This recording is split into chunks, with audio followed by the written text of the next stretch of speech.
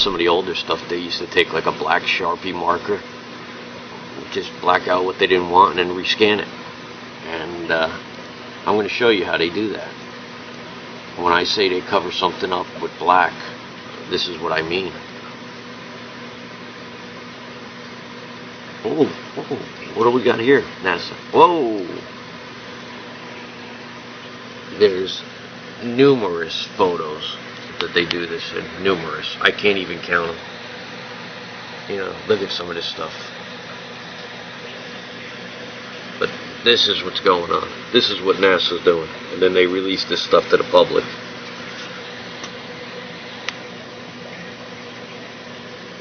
This is from the Cassini probe. This is Titan. I don't even believe that this is here, first of all, okay? There's definitely something behind it that's emitting all types of light. Now, if you can tell me how this is not, look, they just covered part of it.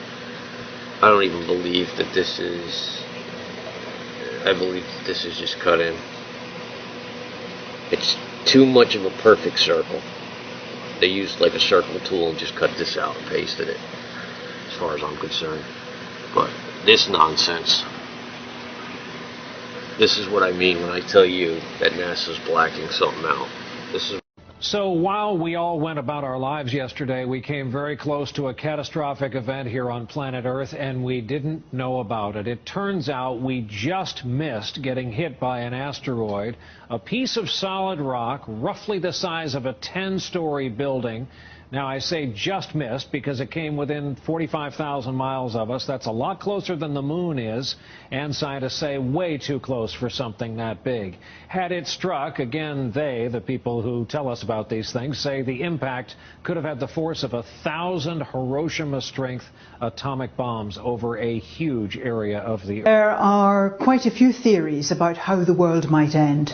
For example, it's been suggested that there could be a big solar storm which would take the world out. Well, we get solar storms from time to time, and they're a bit troublesome if you're an astronaut. Indeed, not good news if you're an astronaut. But down here on Earth, we're protected by the Earth's magnetosphere, the effects of the magnetic field. And okay, solar storms can disturb that. They can produce currents in power lines that sometimes cause trouble. They can take out satellites, stop satellites working. So they could affect our GPS and any telephone calls that go by satellite, for example. But they're not going to end the world. Every so often asteroids do hit the Earth. We know, we can see some of the craters. There's Meteor Crater, or Barringer Crater as it's properly called, in Arizona. And there's traces of a very big crater, partly on the Mexican Yucatan Peninsula and partly under the sea. That big crater was the result of an impact about 65 million years ago, and it's thought that's what caused the extinction of the dinosaurs and many other things. So a big thing like that could cause us some problems. Broadly speaking, what happens is when something big like that impacts, it not only makes a crater, it kicks up a whole lot of dust into the atmosphere. And the atmosphere cuts out the sunlight, and that stops crops growing and foods fail and there's starvation and so on. So that is something we need to look out for, and we are looking out for. There's an array of telescopes all around the world monitoring the sky night after night, actually monitoring about 1,000 potentially hazardous objects, things that might come and hit the Earth one day. As they monitor them, they discover that the vast majority of them won't, that as they get the orbit more accurately, they see it'll miss the Earth. But if there was something coming to hit the Earth, we'd get 2 or 3 years' notice. And even with today's technology, we could divert it so that it didn't impact the Earth. And there's research going on all the time which will improve that technology so that it gets easier to divert an incoming asteroid. We've got no knowledge of any big asteroid coming to hit us. Some of the techniques they use to deflect an asteroid, one of them is to paint it white all over. which means it reflects sunlight very well. And the sunlight bouncing off the asteroid will push it sideways. From Plato's Republic was the idea that population should be controlled and unwanted life should be disposed of like trash. In other words, that some were worthy of life and others weren't. This is a concept that comes through in Darwin's ideas about survival of the fittest. If we are evolving towards individual perfection by natural means, that would mean that collectively we are in fact evolving towards a utopian society of perfect men and women. However, in that case, those with perceived poor genetic material would be slowing that collective evolution, and so the whole process could be accelerated by getting rid of those who are not made of the right stuff. The end goal of a utopian society of purebred humans would justify the means of getting rid of the lesser ones. Remember that the full title of Origin of Species was On the Origin of Species by Means of Natural Selection or the Preservation of Favoured Races in the Struggle for Life. One of the major influences on Darwin was a man called Thomas Malthus, who received the blessings of French deist Jean-Jacques Rousseau and famous Scottish philosopher David Hume. Incidentally, David Hume has a prominent statue on Edinburgh's Royal Mile, and if you look at the back of it, you will see this sun god symbol. Now, Thomas Malthus authored a document called The Essay on the Principle of Population, where he concluded that, amongst other things, society should adopt policies that prevent the human population from growing disproportionately larger than the food supply. Malthus, again finding a root in Plato's Republic, proposed genocide to make sure this didn't happen. Specifically, he thought to target the poor. He says, "Instead of recommending cleanliness to the poor, we should encourage contrary habits. In our towns we should make the streets narrower, crowd more people into the houses, and court the return of the plague. In the country we should build our villages near stagnant pools, and particularly encourage settlement in all marshy and unwholesome situations. But above all, we should reprobate specific remedies for ravaging diseases, and those benevolent but much mistaken men who have thought they were doing a service to mankind by projecting schemes for the total extirpation of particular disorders." Malthus believed that by such methods, the undesirables in society could be effectively culled. He said regarding children, "We are bound in justice and honour formally to disclaim the right of the poor to support. To this end, I should propose a regulation be made declaring that no child born should ever be entitled to parish assistance. The illegitimate infant is comparatively speaking of little value to society, as others will immediately supply its place. All children beyond what would be required to keep up the population to this desired level must necessarily perish, unless room be made for them by the deaths of grown persons." The logic behind the idea that those who serve society least should be destroyed was echoed under Darwinism in the survival of the fittest. The individual is lost in the collective. Again, the end of a utopian society justifies the means of killing the poor and the weak. This naturally leads to another idea put forward by Plato, that people who are perceived to have pure genetic materials should be encouraged to breed amongst themselves to produce a race of supermen fit for ruling over the masses. This selective breeding is called eugenics. Eugenics actually found its Enlightenment-era origin in Charles Darwin's cousin, Sir Francis Galton. Galton regurgitated the thoughts of Plato in his work, Hereditary Genius, which was basically a racist tirade advocating a system of selective breeding for purposes of providing more suitable races or strains of blood a better chance of prevailing over the less suitable. In other words, trying to artificially speed the upward course that evolutionists thought we were naturally already on. In truth, selective breeding had been practiced for some time amongst the elite. Inbreeding was commonplace amongst the ruling class to protect the genetic purity of their future stock. Galton merely took this idea and popularized it as a legitimate science. This very same tradition was in fact practiced by Charles Darwin himself in the hopes of maintaining a genetic superiority in his own bloodline. Darwin married the youngest granddaughter of his maternal father. Researcher Ian Taylor reveals the outcome of this project. Darwin's idea of inbreeding to produce superior stock can be seen to be a complete disaster in the case of his own 10 children. Of the 10, one girl, Mary, died shortly after birth. Another girl, Anne, died at the age of 10 years. His eldest daughter, Henrietta, had a serious and prolonged breakdown at 15 in 1859. 3 of his 6 sons suffered such frequent illness that Darwin regarded them as semi-invalids, while his last son, Charles Jr., was born mentally retarded and died in 1858, 19 months after his birth. Science has shown that inbreeding actually leads to speedier destruction of the genetic code rather than evolution because of something called biological mutations, which is why so-called purebred dogs are in fact more prone to health problems than mixes. The errors in their genetic code multiply as they are bred amongst themselves over long periods. But where true science fails, the religion of scientism continues stubbornly on. If they had followed God's wisdom in Leviticus 18, they would have heeded the warning not to commit incest, and they would have been all the better for it. In their own human wisdom, however, they persisted and reaped the consequences. The idea of eugenics continued to be promoted in the scientific community for a long time afterwards. At the turn of the 20th century, in 1901, the Statistics Department of London's University College became the headquarters for the Eugenics Education Society. Motivated by Galton's vision of a future utopia ruled by a genetically engineered pure elite, the Eugenics Society grew into a successful political movement and would eventually inspire Hitler's Holocaust against the Jews.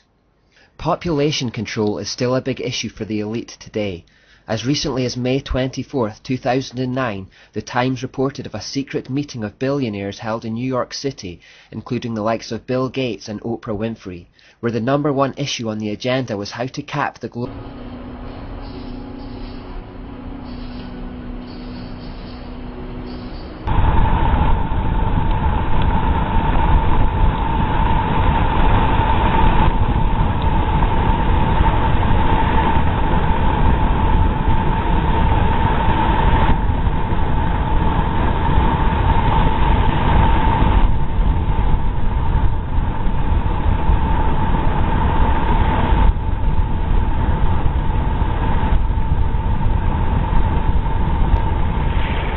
Look at it.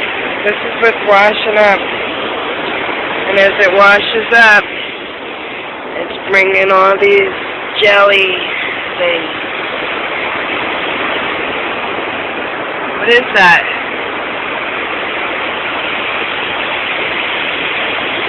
It's all over.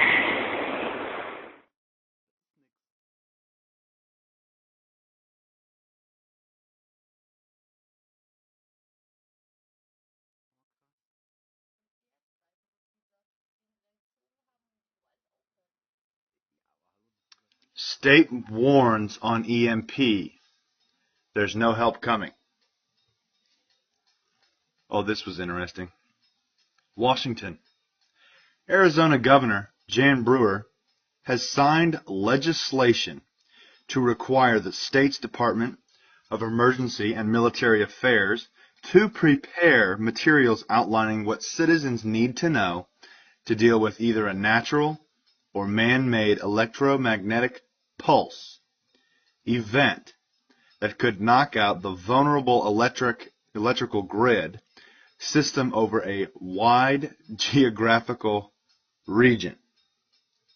But if this isn't another red alert for you, I don't know what else to tell you. The legislation, SB 1476, was introduced by Senator David Farnsworth. It includes the type and quantity of food, water, and medical supplies that each person should stockpile in case an EMP occurs over the U.S. What? The legislation, however, doesn't require actual hardening of the grid within the state. Unreal. Russia sanctions, I almost read the NBA bans. Russia sanctions not tough enough yet, analysts say. Well, if they get any quote-unquote tougher, they're going to be really attacking Putin, and that's just going to make him mad. I mean, it's not doing anything. It's actually creating another financial system to fall back on when this one collapses. So, do you believe in global warming? Yes, I do. Global warming is a bad way to phrase it. Do I believe in climate change? Yes. Yeah, to an extent I do. Yes. Yes.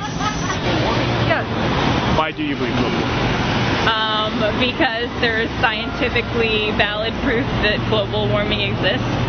Because it's getting hotter and colder. Like, I've been in Georgia my whole life, and we've never really seen snow the way we've seen it the past 2 years. Yeah, so. Because I think that humans have an effect on the planet that has been observed through scientific reasoning. I mean, because it's been proven. Like, scientific evidence shows that global warming is real. So, plenty of studies that indicate over the last 30 years what shit's going on if we're not too careful. Like, so we're going to ruin our Earth. Yeah. It's self-evident. The ice is melting. We're all doomed. We're all going to die. Matthew, it's August the 30th, 2016, and I'm looking up at the sun, and you can see that object now by the sun. You can see the chemtrails, all the chemtrails that are going to be covering this heavenly body up there by the sun. You can see that now, can't you guys? There it is. There's the heavenly object. This is what they're hiding, guys, up there in the sky. 100% proof now, guys. Can you see that, guys? 100% proof. There's an object up there that's been hidden by the chemtrails. You see that, guys? 100%. 100% in the sky, guys. This is what the government are hiding. This is what they're chemtrailing, guys. You can see these chemtrails everywhere.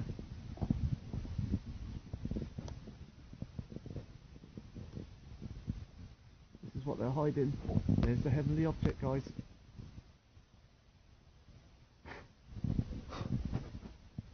There it is, guys. See the chemtrail? This is what they're hiding up there, guys. There's the sun, or the artificial sun, or something else. I don't know what it is, but there is the heavenly object. Chemtrails.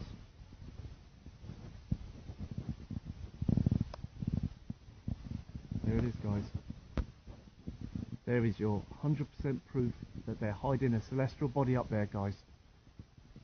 The time is now 12:30, 1:45 in the UK, North East Links. There it is, guys. I'm Matthew, and I'm showing you the heavenly body that's by the sun, guys. This object, when it goes, when it comes to like 2 o'clock, 5 o'clock, it comes from the right hand. It goes to the left-hand side. Comes to the left-hand side. But at the moment, it's on the right-hand side. It moves like a comet. This object moves like a comet in the sky, guys. Time to believe. There it is. 100%. 100%. There is the object, guys. There it is. No lens flare, no sundog, just the object 100%. And thank you for subscribing to my channel. I'm using my HD Canon camcorder. I'm using a solar lens, but it's a proper lens. It's just a normal lens with the solar lens, so it doesn't cause the sun to be so 100% bright. It takes a lot of the glare away. And with the glare away, there it is, the hidden object. You can see the chemtrails about to hide the object. Have a nice day, guys. There you are.